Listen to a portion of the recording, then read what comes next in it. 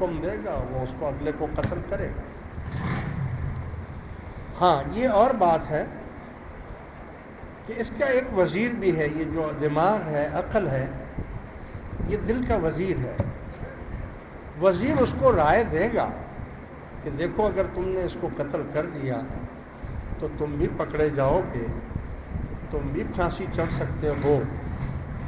اگر دل نے اس کی بات مان لی وزیر کی تو ٹھیک ہے، نہیں کرے گا، اور اگر وہ نہیں مانتا، وہ کہتا ہے کچھ بھی ہو جائے، جو مرضی ہو جائے، مجھے پھانسی لگ جائے لیکن میں اس کو نہیں چھوڑوں گا فلانے کو، وہ اس کو قتل کر دے گا۔ یاد رکھو یہ قانون میں نے آپ کو طریقہ بتایا ہے کہ یہ ہے۔ اب بعض لوگ قرآن شریف پڑھتے ہیں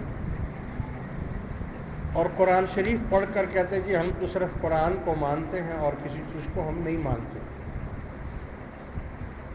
اور قرآن پڑھنا بیچاروں کو آتا نہیں ہے۔ یاد رکھو قرآن کریم نے خود فرمایا ہے یضل بہ کثیرا ویہدی بہ کثیرا، اسی قرآن سے میں بہت سے لوگوں کو گمراہ